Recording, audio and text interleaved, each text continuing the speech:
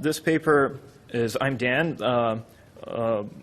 On behalf of my contributors, Ali Ghazinejad, Ina Kouper, and Hamid Ekbia, we're all from Indiana University, Bloomington.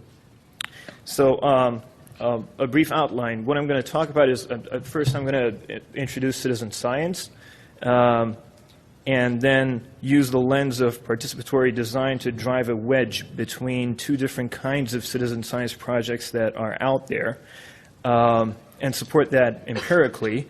And I'll finally draw conclusions about how the Kite community is uniquely positioned to ameliorate an asymmetry that we found in citizen science projects. So citizen science is basically, can be simply defined as the participation of non-professional scientists in research. A big problem here is how you gauge participation. And we use the lens of participatory design, which I assume most of you are already familiar with, where briefly all stakeholders are allowed a voice in conception and implementation of a project. Now, participatory design is more familiar to the Kite community, less so to the citizen science and STS community.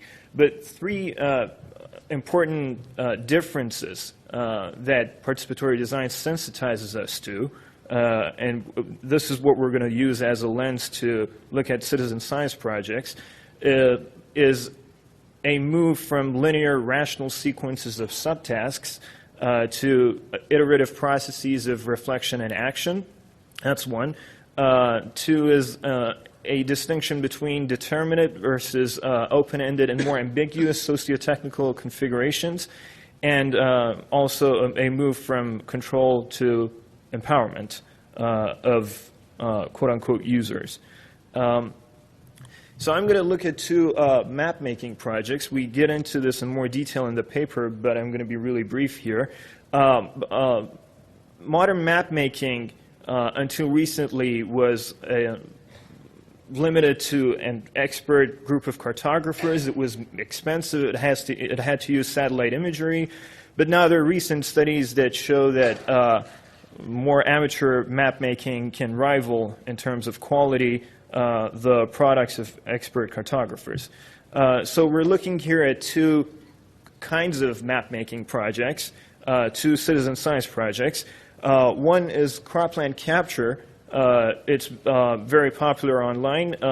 It recruits citizens to improve the efficiency of labor-intensive subtasks in map-making, because it turns out we don't really have a good idea of the location of croplands across the globe.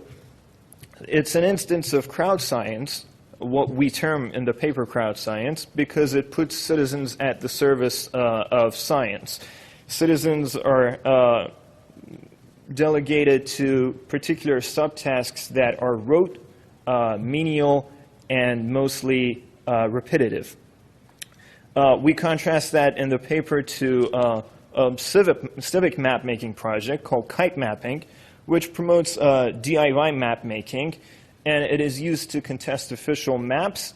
It uses technologies that are familiar, quite cheap, like household items such as kites, and they create these map-making devices via kites, by using kites and stitching them together with camera phones. So it's familiar and it's more appealing to a broader socioeconomic base. One instance they used this was in the case of the BP oil spill of 2010, where they were able to, as I say here, contest official maps. This is what we call civic science, which involves citizens in the process of knowledge production, scientific or otherwise. Now, you might think this is just an anecdote because we're looking at only two citizen science projects here. We didn't think so, and we did a coded and sample and coded 89 citizen science projects. It turns out for every 4 crowd science project there is out there, there's only 1 civic science project. And so there are parallels here with participatory design, because as those of you who are familiar with the history of participatory design know that it was a rebellion, a sort of reaction against psychologistic studies of users and their needs, and instead argued that participation should be negotiated, not psychologized, which is what we see happening in a lot of citizen science projects. Which brings up the question whether or not citizen science is one step behind participatory design and could learn anything from it. There's been not a lot of cross-pollination between citizen science and the Kite community. One in particular, which is very revealing for our purposes, is the paper of 2014, and there are several more like this. The title itself is very revealing, Designing for Dabblers and Deterring Dropouts in Citizen Science, where the authors basically identify the problem in citizen science as a lack of sustained contribution where citizens are dropping out. Their diagnosis is that there is a lack of motivation, and their solution is that we should gamify platforms better as a solution to this problem. Now, this is what we refer to in the paper as a psychologization of the problem. And from, again, using the lens of participatory design, one might ask whether motivation is a cause or a consequence of the socio-technical configuration.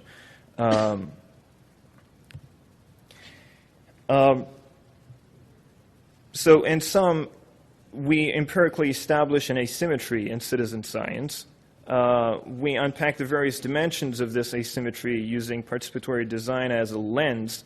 There are political, practical, technological, and also theoretical implications for that. And we argue that looking at the history of participatory design can give us insights as to how to rectify the asymmetry that we find in citizen science. Yeah, thank you. I tried to be as brief as I could.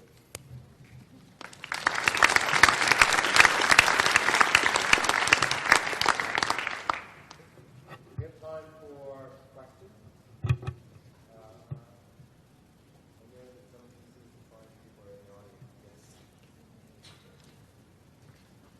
Hi, thanks very much for that. I'm not one of the citizen science people, so you might have to find another one. I was wondering if you could maybe comment on some of the work, sort of like Stacey's work, which is sort of looking at everyday and amateur science, and that HCI has done quite a lot of research on, and where that kind of figures in this notion of civic science, about whether or not you took into account that kind of amateur everyday science, that people are building sensors for people to go and collect their own data. That's a very good question. That's a huge issue, because it turns out it's really hard to define citizen science, and everyone has their own definition. It doesn't really help that there are various descriptors like crowd science, civic, citizen, crowdsourced, and there's tons of descriptions out there. So what we relied, because we didn't want to just be biased in doing this, what we relied on was reputable sources that like from Scientific American, aggregate lists of projects.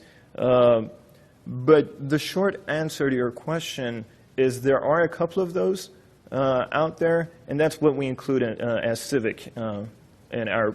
That's why I distinguish between science and knowledge production, because what you're talking about is more comfortably situated in the knowledge production realm as opposed to the narrower realm of science.